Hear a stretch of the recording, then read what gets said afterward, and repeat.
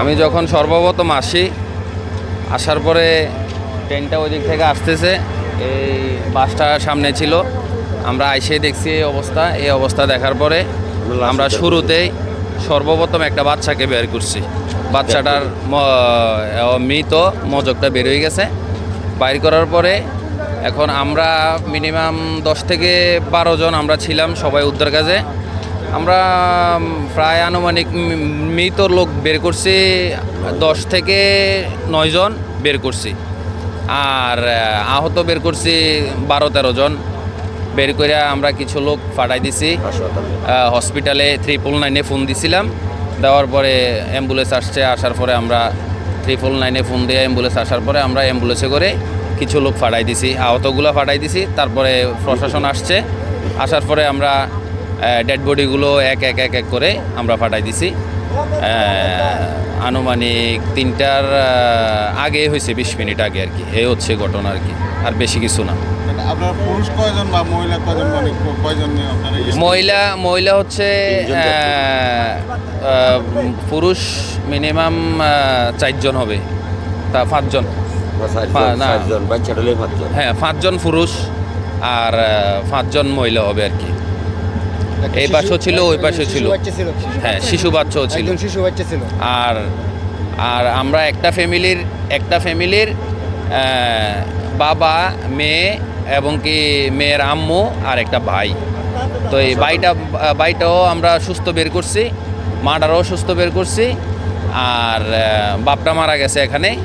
আমরা তাদেরকে তার ফ্যামিলির কাছে হস্তান্তর করছি, তারা এখন ঢাকায় চলে গেছে আর কি। বাপটা এখনও মৃত, আমাদের কুসাইতলি মেডিকেল হসপিটালে আছে। আর একজন মহিলা বের করছি আমরা পিছন থেকে গাড়ির, একবারেই সুস্থ। হের হাজব্যান্ড ছিল আর একটা মেয়ে ছিল প্রায় 17-18 বছরের, আর মেয়েটা মারা গেছে। আর হাজব্যান্ডটারে আমরা মোটামুটি সুস্থই আমরা পাঠাইছি হসপিটালে। আর মহিলাটারও পরে অসুস্থ আমরা দেখতেছি, পরে আমরা আবার অ্যাম্বুলেন্সে করে মহিলাটারও পাঠাই দিছি হসপিটালে। এক্সট্রিম মশার কয়েল প্ল্যান্ট ফাইবার দিয়ে তৈরি, তাই সহজে ভাঙে না, সুগন্ধিযুক্ত ও নিরবিচ্ছিন্নভাবে জ্বলে। ডেঙ্গু, চিকুনগুনিয়া বাহি সহ যে কোনো মশার বিরুদ্ধে দেয় এক্সট্রিম সুরক্ষা।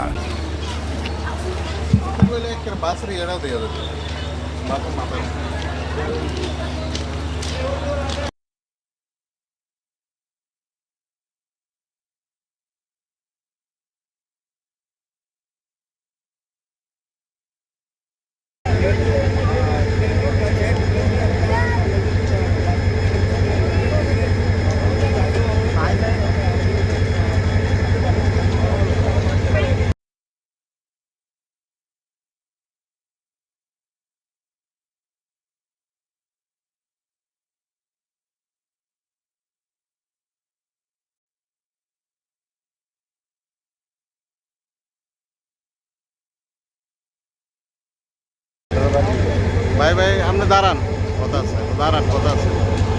উদ্ধার কয়জন করছেন?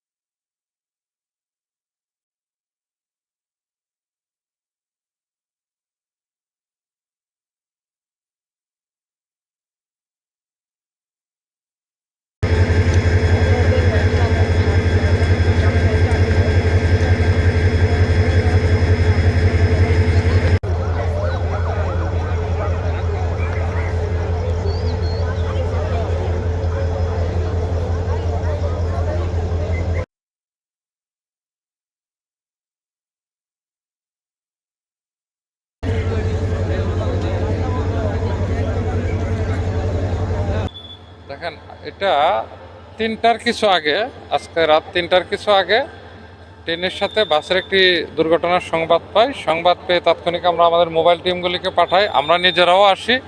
সেই সাথে ফায়ার সার্ভিস এবং স্থানীয় যে লোকজন আছে, রেলওয়ে পুলিশ, তারাও আসে। এসে আমরা সর্বাত্মক চেষ্টা করি আহত যারা তাদেরকে হাসপাতালে পাঠানোর জন্য, সেই সাথে যারা নিহত হয়েছে তাদেরকেও উদ্ধার করার জন্য।